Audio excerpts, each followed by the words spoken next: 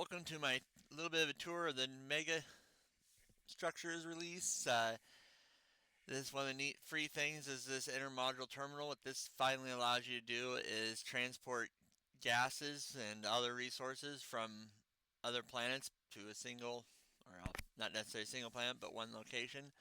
So one of the main problems people are complaining about right now is you're limited to 8 uh, gases. Any type of storage just basically doesn't work. There's no way to really automate it very well as a result. But I don't know. I kind of think, fuel at some point is kind of infinite anyways. So, it matters. Yeah, don't really necessarily like it, but it still works. So here's kind of how I set it up. So the first thing I realized after we're making this is I probably shouldn't have built my beast on a machine of all resources, as you see part of it over there. Uh, Here on Sylvia, I probably should have done Venetia, just because the number of gases would have made it a lot easier. Because here there's only 2 gases, that means I need 4 others to build it. But so the problem here is you only got 3, so it makes it difficult. So enter a little bit of the Beardo craziness. And so the first one I set up is the easiest. Basically, it's just argon. You literally just set it up, to pull off the argon. I go from Glacio. You can go from other planets if you want, the moon if you want, but it's pretty simple. You just set it up, unload, automatic, destination Glacio.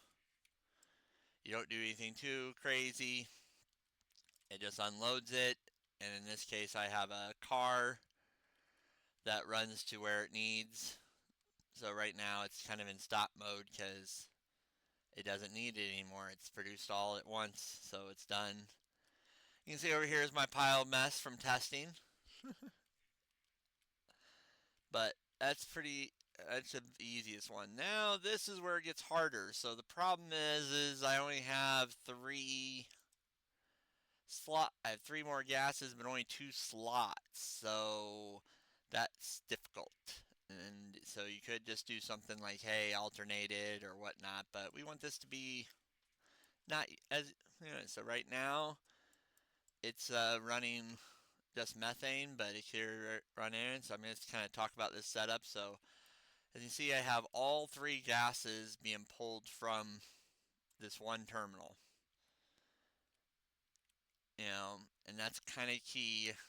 It kind of slows it down a little bit, but it is what it is. And ultimately, you're probably not going to need it that fast anyway, because 48 gases is basically 40 units of resource. So, it's going to take a little while. But you see there, it's filling it up.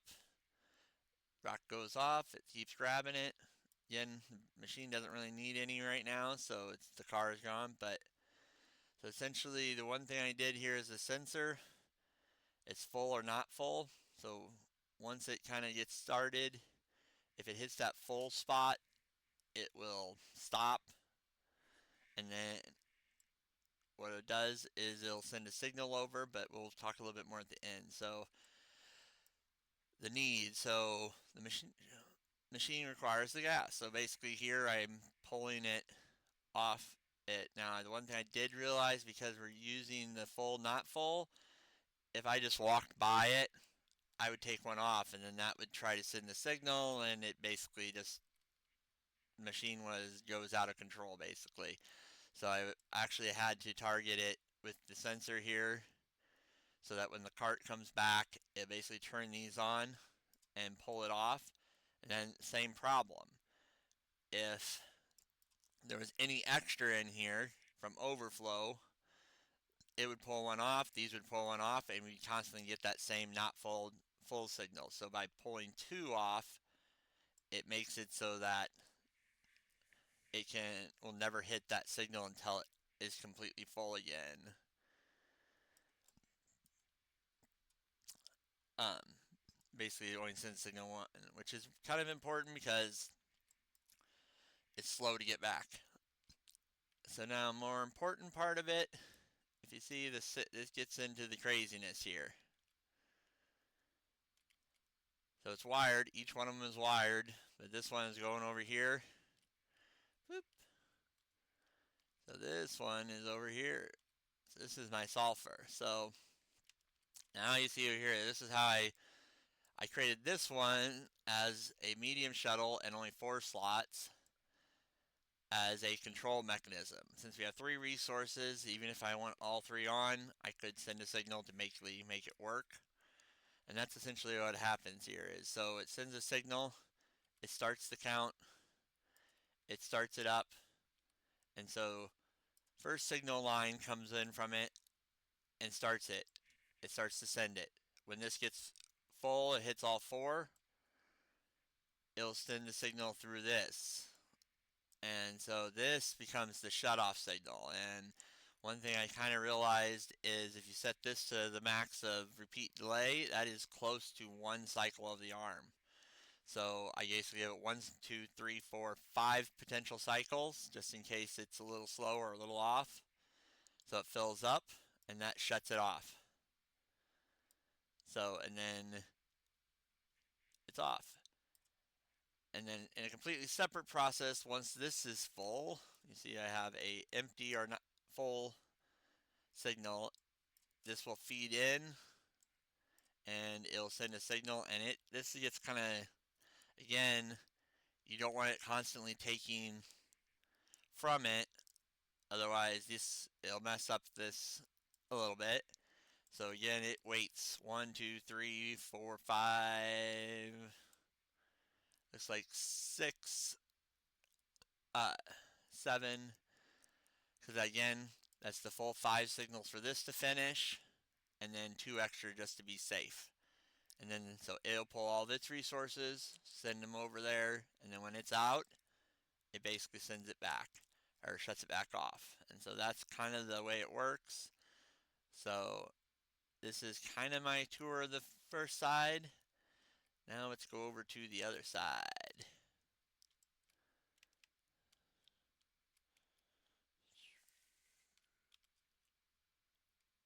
It's not easy over there either because you got kind of the same problem. You got to decode the signal and send the resources back.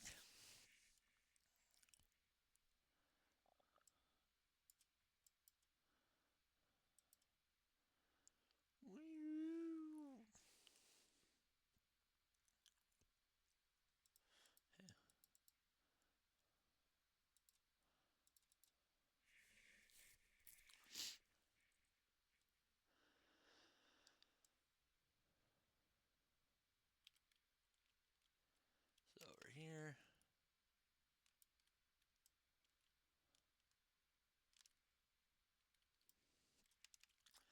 So the main problem is there's no Heising on this planet, so that's why it's important to do Heising on whatever base planet or one of your planets at least. In theory, you could do it backwards, but essentially here's this opposite here. I have generation systems for different things. All the arms are and this one's currently off. And it's kind of the opposites here. So each one of these arms is controlled by the wires over here. And so essentially, right now, this count repeater is kind of the key thing here. So if it gets a signal, it comes in here. Again, that breaks the full, not full. That triggers all 3 of these arms to go on and all 3 of these arms in the back to go off. And so what happens is that starts to pull, and so then it goes here, and that basically helps kind of control the system, and it does not, we gotta basically pull it off. So, and I kind of did this because you don't want this going full constantly, otherwise it doesn't give a stable stream. So we created a delay repeater again here, which basically delays it 1 arm pull to give this time to actually fill up and stay full while this feeds it. So Because again, even if there should be multiple resources, and if there's only one resource, then it's just a slight delay. But then it feeds into a research chamber or backup storage. So basically, these can clear all the time. Hopefully, you should not be sending that many signals that you can't send stop. But then again, in my testing, I did mess it up. And again, the two is important here, so that when it gets full, starts getting the sensor is empty or not empty. So it gets one signal to when it gets something, and then when it's back empty, it gets another, and that creates the 2 count, which triggers and turns on these arms. And then the opposite happens if you get a second signal, it shuts it back off. It's a pretty quick little, neat little setup, but I'm not gonna lie, it took a lot of hours, a lot of time, and so I would highly recommend you don't do this. I would recommend you build your base on either here and Venetia would be the ideal setup, because then you only need 3 gases on either one of them. The fact that we need 4 created the need to do this complex logic that really isn't that needed, but it works, and it was fun to build. Nice little logic problem. But that's it. Welcome to the feeding the beast gases. Like and subscribe. Bye.